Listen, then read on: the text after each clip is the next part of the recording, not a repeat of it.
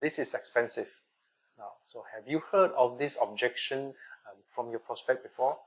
Well, if you are in sales, I'm sure you have. I have many times, right? So, how do I respond to this objection? How do I overcome this objection? Now, I don't want to go into the nitty-gritty, the details of how I respond, but in this video, I want to share with you what's going through my mind when I am responding. So from knowing what's going through my mind, you will be able to generate your own responses. All right. So now, first of all, we want to understand, why does a prospect says something is expensive? All right. Now, expensive is relative, right? So that's why there is expensive, there is cheap. Okay, it's relative. Now, so when it's relative, meaning to say there must be a reference point for them to compare. Why they say something is expensive, or why sometimes it is cheap. Now, like example, a $5 cup of Starbucks coffee is expensive to me. Now, but it might not be to my friend who is used to paying $5 a day for a Starbucks coffee.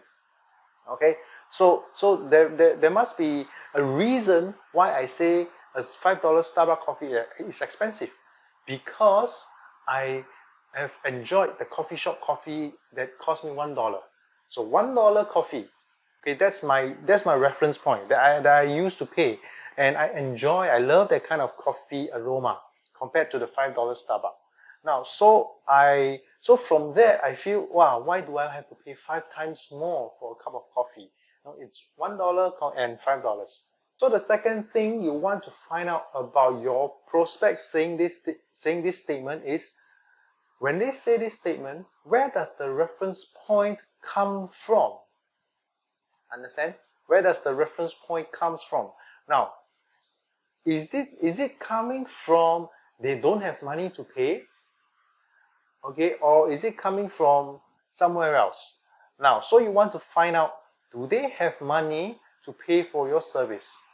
Now, let's say, coming back to the Starbucks coffee, if my pocket left with just $2, now a Starbucks coffee, a $5 Starbucks coffee will be expensive to me. Wow, I can't afford that, right?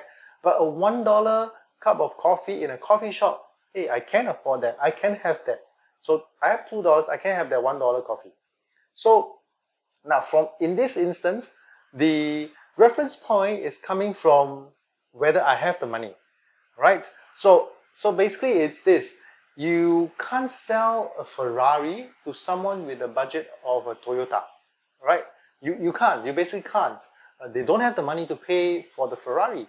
You can't squeeze water out of rock. Okay, there aren't. You just can't.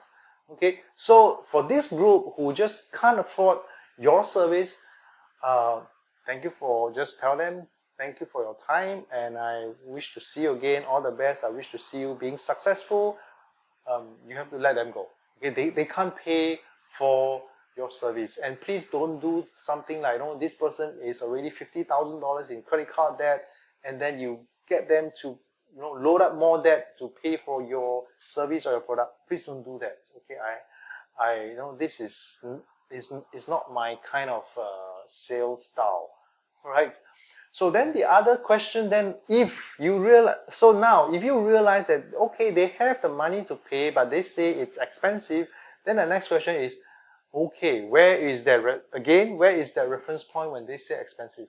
Is it because they used similar products before and realized that their previous product was much cheaper? Was it because they saw at the next store your competitor are selling cheaper? Was it because they feel that the value, okay, they are seeing, the value they're seeing right now doesn't equate to the price they're paying? So then you will have to, from there, you will assess, and probably you will be able to overcome, you'll be able to generate some response on those on that statement, right? So you want to know, first of all, where